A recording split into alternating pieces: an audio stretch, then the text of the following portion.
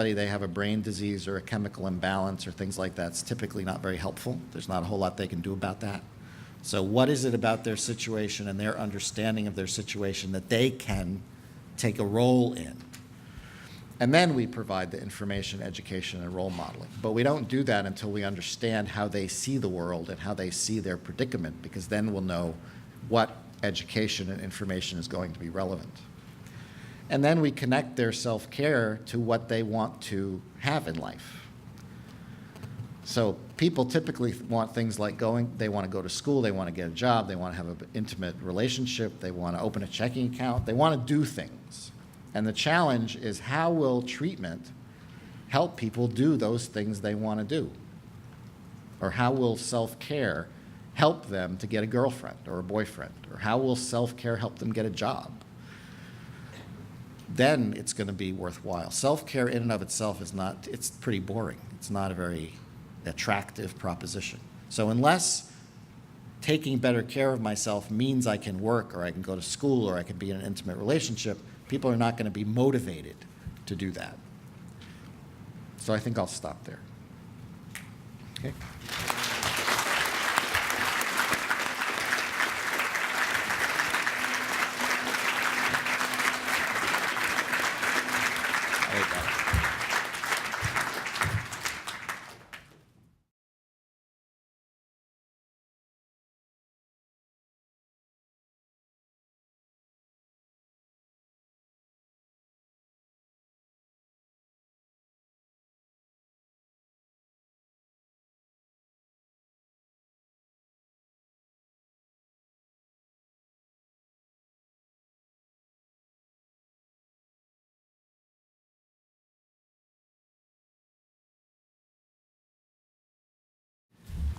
Well, good morning, everybody, and thank you, Julie, thank you, Jeff, and everybody for inviting me to this IMROC conference. I'm really pleased to see the movement is building, and we'll try and build on what Larry and Geraldine have said so far. I'll try and do 15 minutes for you, Julie, and then we can sort of move it along. Larry finished with a slide, and the top line said organisations need a senior champion for peer support. Well, I'm a chief exec of a big organisation, and I've got bipolar disorder, and I'm out about it, and I'm really proud that I've not had a day off work for 15 years, and I've tried to do all I can to build a really great set of mental health services in this country with a lot of support from people. So I'm proud of that, and I try and set a tone that values people's lived experience in my workforce. And I don't see that as a problem, I see that as a gift, Larry, and Julie helps me with that, as do many here today, and lovely to see you all. Hello. Yes, there's a block of them, I can see a few. But nice to see you all. And I'm going to talk a bit about co-production, because it's a term bandied around, but I actually got switched about 15 years ago on it, and I'll tell you why. And then I think that's an important context. I think anti-stigma work is a really important context for recovery in practice.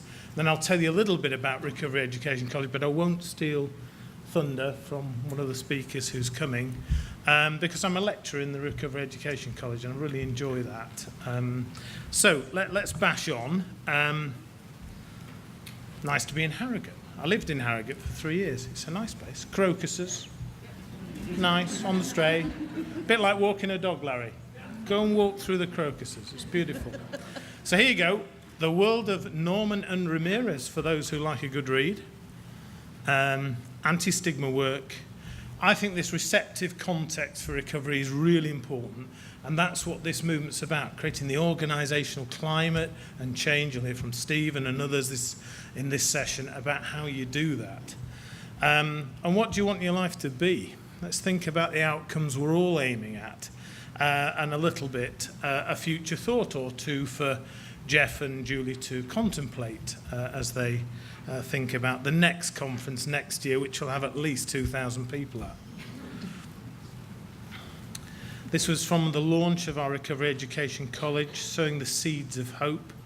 Very quickly, I want to talk about Richard Norman, who's a bit of a hero of mine, but Michael Porter's back in the value chain idea of, okay, if you dig up iron ore out the ground, if you sort of transport it to a smelting works, if you then smelt it, if you then build cars out of it, people will buy those cars and pay more money for the cars than they would the iron ore.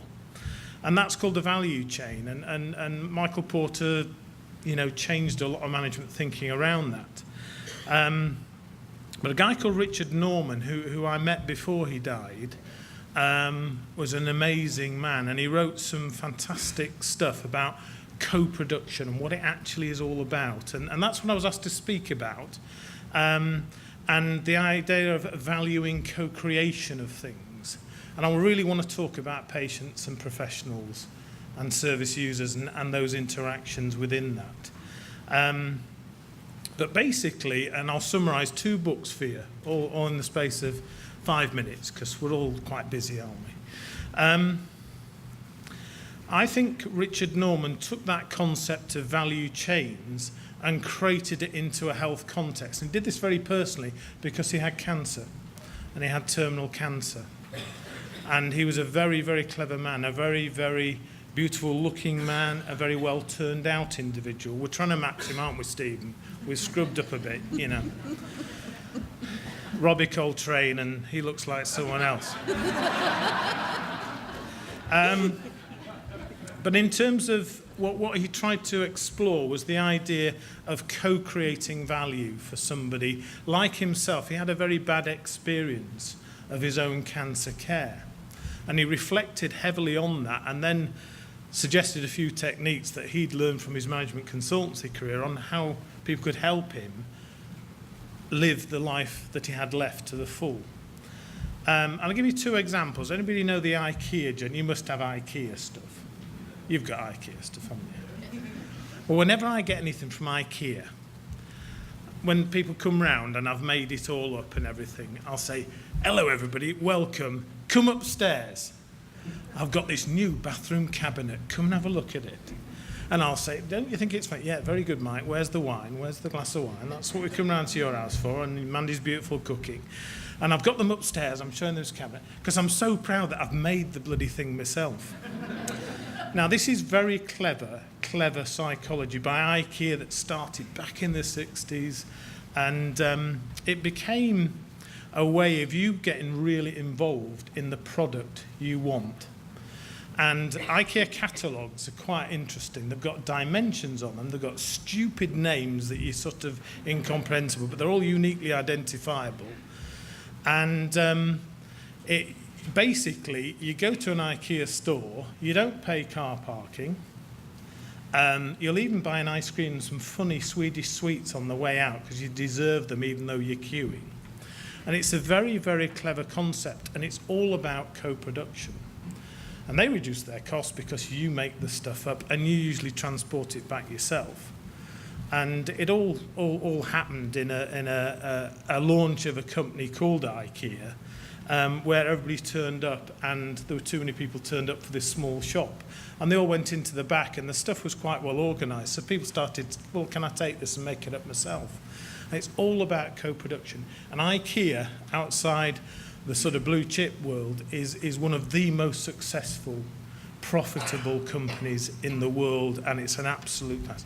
But that's all about co-production. It's getting you on board to be proud to co-produce, even though it took you 4 hours and you didn't understand the instructions. It's all about that mentality.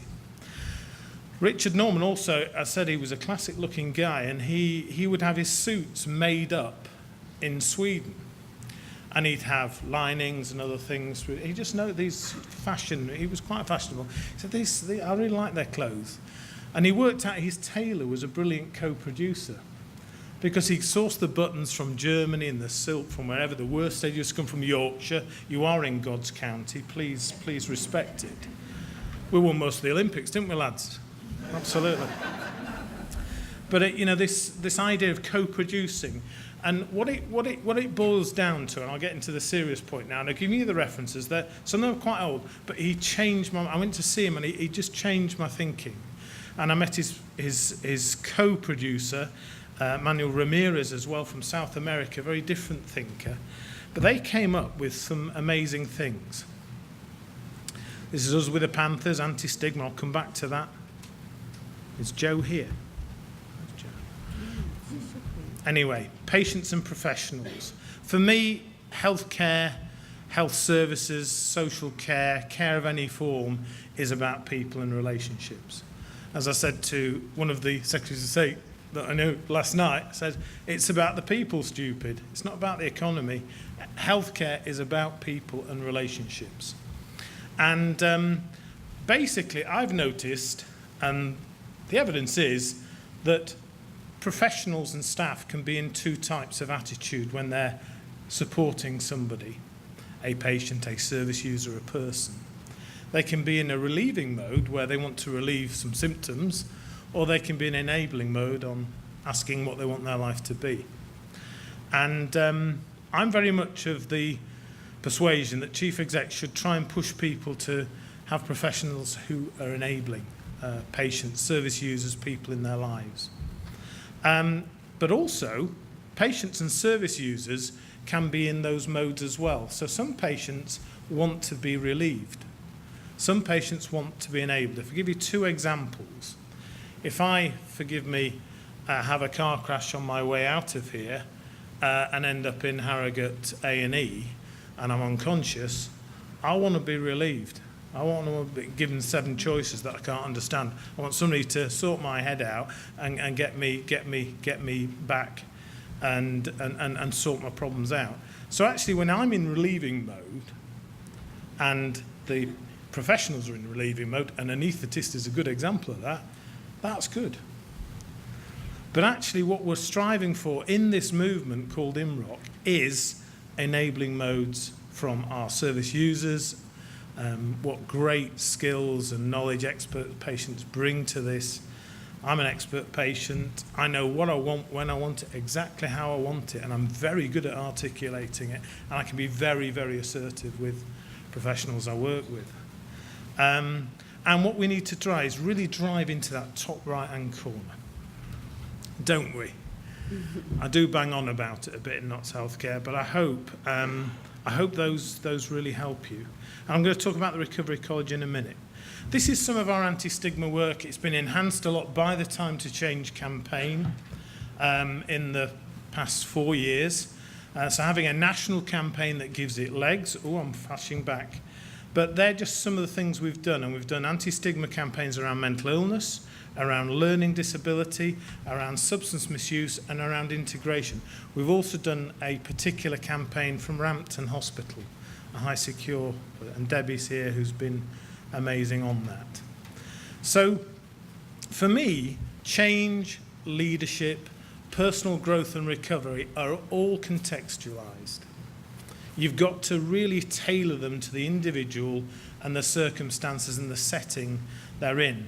And I think that understanding co-production, and please read more if you want or ask me about it, and understanding how important it is to tackle anti-stigma work. It really is important. If we're talking about the statistics, we are still 1 in 4 plus. 1 in 2 older people living on their own. Depression. Yeah, dementia is a big issue. Depression is a massive issue. Young people, 1 in 12 self-harming. You know, we've got to do much more, and there's still so much stigma around it. And there's still so much stigma in some of the health professionals who work in the service. But there has been progress. So, outcome question for Recovery 1 for me is, what do you want your life to be? I have a lot of contact with patients, service users. So what are you trying to get out of your life? And I'm really not interested in some of their history unless they want to talk about it. I want to know what they want to do going forward. I'm not a clinician, I'm a scientist, but hopefully I can help with my lived experience by creating opportunities for people. And second question, does that involve taking back control, hope and opportunity, which we've built our recovery approach around, and we always acknowledge St George's work, fantastic work in that area. Did I hear? Yes, I heard people talking. This is our Recovery College prospectus. prospectus, yeah. Do you want to be a student rather than an outpatient? And why don't we graduate you in some skills rather than discharge you? It just reframes it for me. And I don't know what the numbers are, 2,500 a term, something like that. It's big. And many of you have come to see what we're doing on Recovery Education College and peer support workers. I've really enjoyed the IMROC sort of learning sets from around the country in those demonstration days. But I think it's an important social educational technology. You'll hear more about this and the evaluation we've had really, really well. So I feel honoured to be a lecturer when I go into the Recovery Education College, and I try and do 2 lectures a term about an introduction to bipolar, and we talk about practical stuff that helps us do what we do. And we use the resources in the room. And my first line, I usually have about 18, and says, look, half of you won't want to say much and half of you won't want to talk too much. So can we agree we're going to help each other get the balance right? And it sort of goes from there.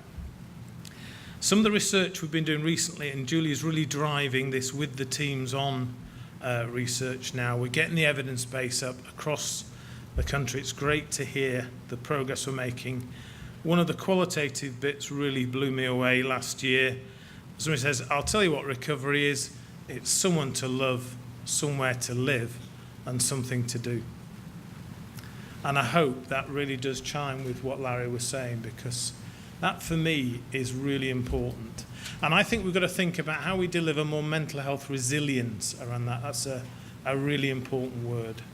And that gets some acceptance that education, social technologies, when they're blended or when they're on their own with psychological and biological approaches, it works. What matters is what works for people in their context. And it's good to hear Geraldine talking up this aspect of what we're doing.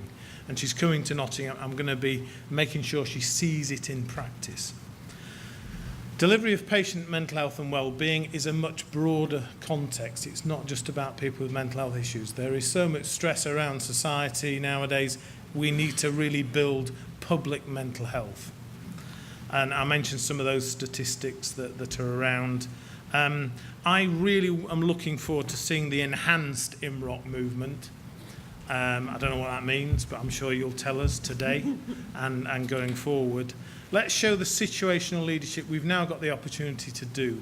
This is built over the last few years. I'm really proud to be a sponsoring chief executive of the IMROC movement, and I'm really pleased to be here today, because what it helps us do, it reminds us of what we're here for.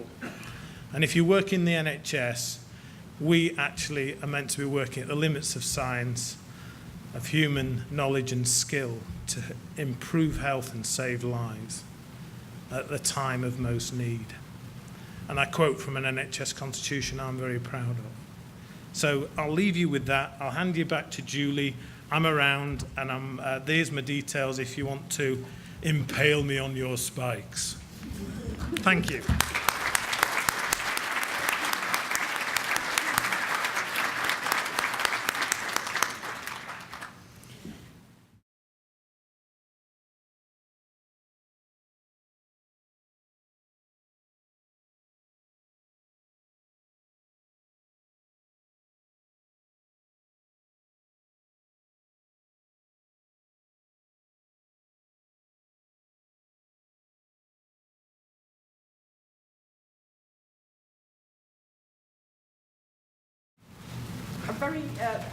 I was slightly overwhelmed actually, because I'm not, after the speakers before lunch, I was wondering how to make my contribution a bit less dry, because I actually was going to, I've been involved in public service innovation for quite a long time.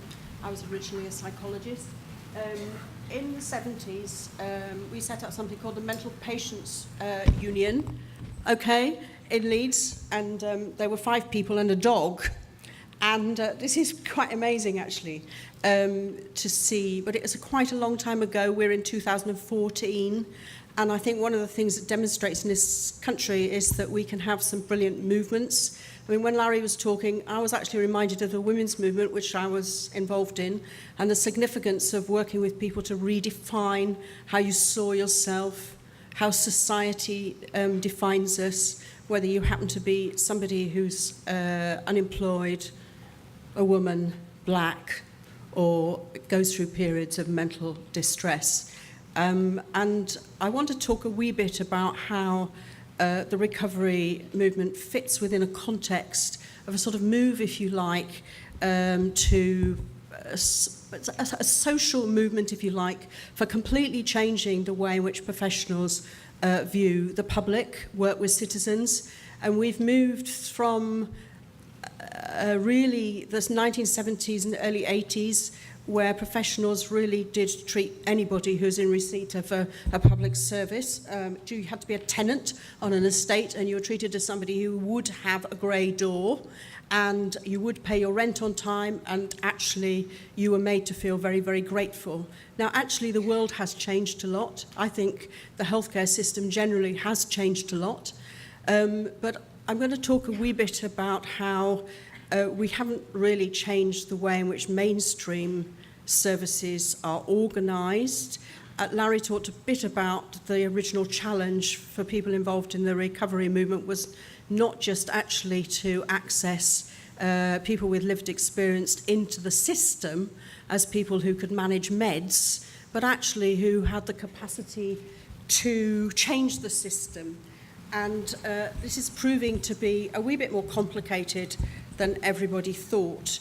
And I think we do need to make sense of actually what's happening within public sector organisations, particularly the experience of those people who are champions for change. So I want to talk a bit about not leadership generally, but the role of people who have leadership positions within the public services, but who are struggling themselves to actually make a difference. And austerity has made a difference. And although most of the people here are involved in very innovative work of one sort or another, it's pretty depressing that we still have a lot of... the colleges are brilliant, but they are still financed by existing budgets. They are not part of mainstream services, and I think we need to return a bit to what it is we need to make public organisations, not just mental health services actually,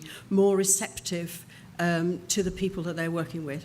So I'm going to try and cover quite quickly, if I haven't covered it already, the current leadership challenge and mainstreaming change. And I want to talk a wee bit about the lived experience of people who are actually champions of change within systems, and the fact that their life isn't necessarily easy.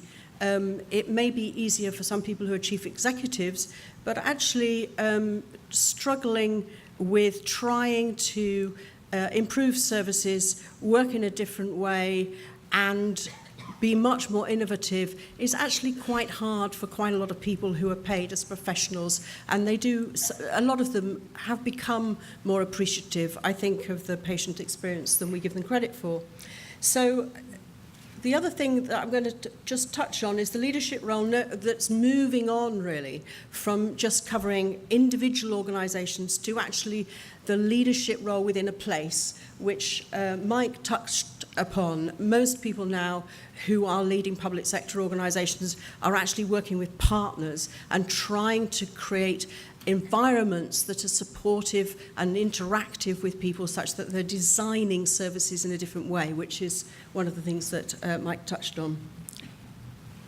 So just, I don't really need to, I think for most of you, this is slightly an irrelevant slide, really. But I wanted to put it up because I think a lot of the principles that the recovery movement is based on actually also characterises other innovations within, particularly within mental health services and within other services. I know the recovery movement is very big within people working with substance misuse, who for a a long time, and also with people with learning disabilities. There's a movement now that's, apart from personalisation and recovery, something called people-powered health. Now, we've got a problem politically in this country because every time we have a change of government, lots of policies tend to change their names. And you have to read underneath as to the fact that really this is more of the same with a different title. And people-powered health is probably a bit like that. But a lot of the projects that the government are funding at the moment within the community context with families are funded under the guise of something called people-powered health. The reason for widening the umbrella, if you like, is to contextualise the movement and your work so that it's possible to connect, I think, to one of the things that somebody over here mentioned, which was how does something like the recovery movement fit in with a social justice agenda.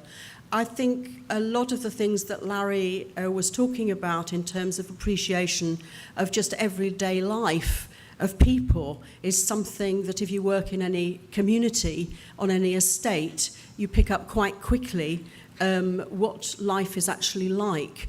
And almost all people in benefits offices could certainly do with 2 or 3 days appreciative experiential training. And sometimes, as a sort of joke, it's probably possible for quite a few of you to set yourself up as a social enterprise, actually educating other people in other services as to what experience is like within communities. So all of these initiatives really demand much more inclusive, open organisations that are responsive, not just, I think, to individuals, but also to staff as well. And we need to get over this divide between the sort of experience of frontline staff being, particularly frontline staff, quite also practitioners, from the experience of people who are service users. There's often a very thin line between people moving in and out of these categories, and it can become, I think, quite divisive. They also demand much sort of smaller organisations where people move between when they want to respond and work with people, they have the flexibility to do that. And another thing I was taken by Larry's speech, talking about, you know, if you were a support worker, you could just work with what people wanted to do. So if they wanted to go fishing, you went fishing, and you did practical things. And I know in learning disabilities, the sort of personal care system, where it's good, has been working in that way. That you become very practically very responsive. Well, to do that, you have to be allowed to do that at work. You have to be given the flexibility to do that, and we're still not doing that. And instead of people going on lots of training courses just to be appreciative, we should look at how supervision works, the fact that we need to open up people's decision making, and managers need to be leading that. We need to look at actually the realities of work, I think, within the public sector. There was an interesting woman who led Sunderland local authority. She doesn't any longer. She now runs a travel agency called Irene Lucas. And the first thing that she did when she became chief executive was to give all the bin men, they were men, Blackberries. And the reason that she did that was to say, you matter, you happen to be the people who are walking the streets. You know which houses are empty, you know where vandalism is taking place, you know where the drugs are being dealt. We want you to actually start getting involved in how this council works with people. Now, this was a very radical thing to do, and it had fantastic effect. Didn't actually cost that much money, except a sort of large consignment of Blackberries that in the end were given free. So there's some things that you can do to really involve people in making a difference with other people. So it's like turning all of your staff, frontline staff, into peer support workers. I'm not trying to do the role out of, I'm just trying to make the connection between what we're saying we want one particular staff group to do and what we want the rest of the mainstream to do. And we have to make those connections, I think, for the trade unions to understand what the recovery movement is about. Anyway, so making these changes within a public sector, God, I've only got, yeah, okay, fine, is a big leadership challenge. And the context at the moment, I mentioned some of these things, I won't do that. Leadership champions have their own lived experience of what it's like to be challenging the system. And even people who have very senior posts feel a cost. And I've been around for a bit, and I can tell you that in many ways, being people-focused as a public sector leader has become acceptable. 20 years ago, it was not acceptable. And out of, say, 20 people who are running local authorities, only one of them ever mentioned the term. And so things have gotten better, but they haven't improved enough. And most incentives do not reward those people who are leading organisations, or if they do, they expect them to be putting in place forms of performance management that actually work against that. We have to get real about the tensions between one set of policies and another set of policies. And we can all talk about how we want things ideally to be, but if we incentivise exactly the opposite, then it doesn't happen. So just quickly, have I got Julie? 2 minutes? 2 minutes. Okay. Just moving on from the leadership role within organisations to the role within the current context of working within the system, within commissioning groups with local authorities. I think this is a challenge, particularly as the way in which the government has set the contractual process. There's obviously, at the moment, there's a complete lack of understanding about what it means to commission innovative mental health services, particularly recovery. We had something called payment by results that was put in place in terms of the welfare benefit system, and the result of that has been a lot of big companies making a lot of money out of innovation at the expense of smaller SMEs in the third sector. Now, it's a challenge at the moment for transformative leaders working within this context because it does involve quite a lot of changes in terms of the government's understanding about how to break down budgets, etc. And I think the recovery movement and yourselves can make quite a lot of difference to this in terms of understanding how the system works. In other words, how commissioning actually works within your particular context, because there's a lack of information at the moment in terms of how things are happening, and it has had quite a damaging effect within the regions through the pensions work, and it connects again the recovery movement with the social justice agenda, I think. So just lastly, I think that where the interesting things are happening are in with something called the alliance partnerships, which are emphasising sharing relationships, but particularly sharing outcomes around business demands. In other words, how the money flows and what the business objectives are in terms of making a service viable and the service outcomes. And this is working quite well in Stockport and Lambeth. The other sort of leadership initiatives around, within the context of commissioning, are usually around organising consortia. So the leadership role is in building partnerships rather than managing staff. So it's really shifted from a sort of systems leadership, if you like, and systems change, rather than just how you work with staff within any one organisation. Thank you. I think I'll stop there. Anyway, I'm around if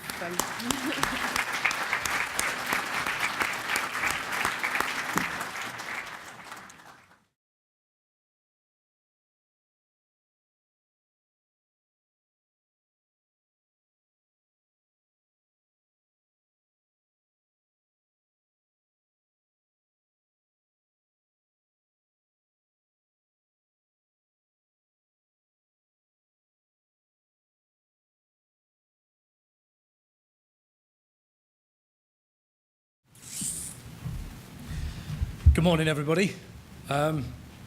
As Julie said, I'm Stephen Michael. I'm Chief Executive of South West Yorkshire Partnership, NHS Foundation Trust, short and snappy title, as you'll hear. I'm joined by Phil Walters and Debs Taylor, more of whom soon. So where is South West Yorkshire, you may ask? It's everywhere in West Yorkshire apart from Leeds and Bradford, some would say. Actually, we wouldn't say that. We would say it's the former mill and mine towns. It's Calderdale, Kirklees, Wakefield and Barnsley. And about 2 years ago, set out on a journey to ask people who use our service and who work within our service, why are we here? Sounds a fairly obvious question to ask, but it's one we don't ask very often. And what we got back was something that was absolutely consistent. And people said, you're here to enable me to realise my potential and live well in my community. They didn't talk about care and treatment. They didn't talk about car parking. They didn't talk about budgets. They didn't talk about anything like that. They talked at its most fundamental about recovery. And in that concept of enablement, and that's a big challenge. So I think the challenge for a chief executive is, all right, then go on and see what you're going to do with that. And actually the most important thing is to try and do something practical. So absolutely, in accordance with what Sue was saying before, I can recognise that it's easy to say something at the top, but it's much harder to do it in the middle, and it's much harder to do it at the front line of services with service users through that model of co-production. It's really tough. I kind of know that after 32 years in mental health services, starting as a clinician.